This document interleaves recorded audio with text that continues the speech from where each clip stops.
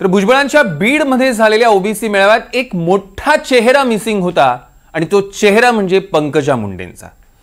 Pankaja मुंडेंच्या home पिचवर झालेल्या OBC मेळाव्याला पंकजा मुंडे निमंत्रण असूनही आल्या नाही आणि यावरनं सुद्धा आता वेगवेगळ्या चर्चा झाल्या।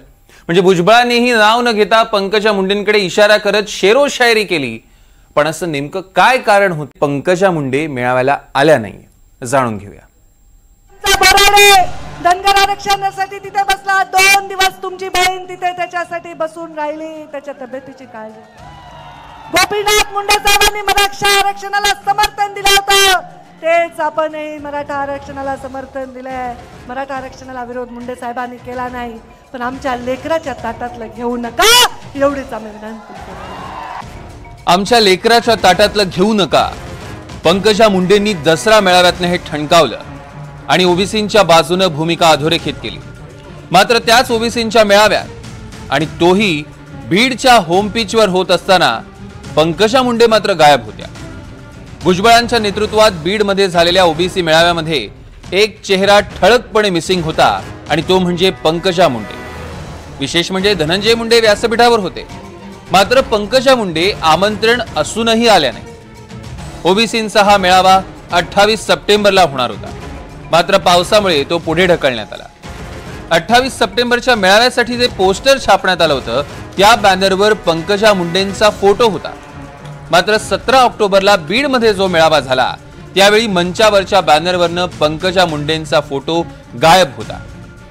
बीडमधल्या तुमच्या होमपिचवरच्या मेळाव्याला का गेला नाही असं विचारल्यावर पंकजा मुंडे म्हणाल्या, मला पाहायला वेळ मिळाला नाही ते सगळे भाषणात, आम्ही पाहीन जरा वेळ मिळाल्यावर, कारण मी कर्डिले साहेब आपले शिवाजीराव कर्डिले आमदार आमचे अचानक ते वारले आणि इतके जिव्हाळ्याचे संबंध होते, तर मी त्यांच्या परिवाराबरोबर होते, त्यांच्या अंत्यदर्शनासाठी गेले होते।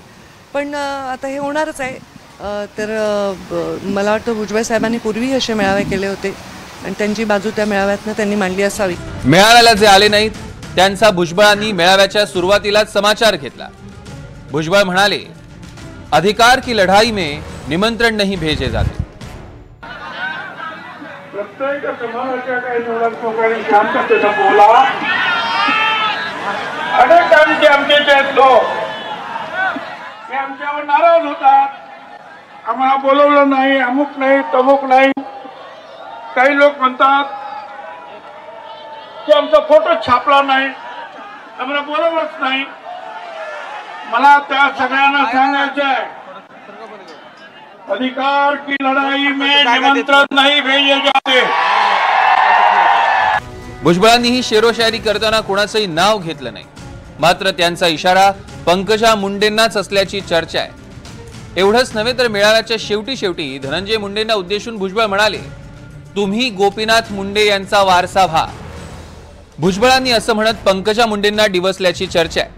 आमचा धनंजय त्या दिवशी म्हणाला, त्या काय नाव तटकरेना, मला काहीतरी काम द्या, मला कोणीतरी सांगितलं। धनंजय असं म्हणाला, मी धनंजयला म्हणालो, अरे बाकीचं तर काम मी तुला देऊ शकत नाही, पण हे गोरगरीब लाखो लोक आशेनं बघतायत, गोपीनाथराव मुंडेंचे तुम्ही वारसदार, हे काम तुम्ही घ्या, हे काम मोठं आहे रे।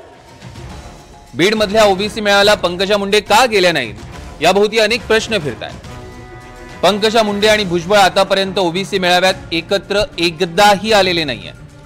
पंकजा मुंडे स्वतःला ओबीसी नेत्या म्हणवतात, मात्र लोकसभा निवडणुकीला बीडमध्ये मराठा फॅक्टरमुळे पराभव झाल्यानंतर पंकजा मुंडे संभ्रमात आहेत का? महाराष्ट्रात ओबीसी वोट बँक भाजपकडे वळवण्यात गोपीनाथ मुंडेंचा मोठा वाटा होता, मात्र त्यानंतर पंकजा मुंडे ओबीसींच्या नेत्या म्हणून स्वतःला ठसवण्यात कमी पडतायत का? पंकजा मुंडे आणि भाजप यांचं याबाबत काही ठरलंय का? असे अनेक प्रश्न आहेत, ज्याची उत्तरं भविष्यात मिळतील अशी अपेक्षा आहे। आकाश सावंत, एनडीटीव्ही मराठी, बीड।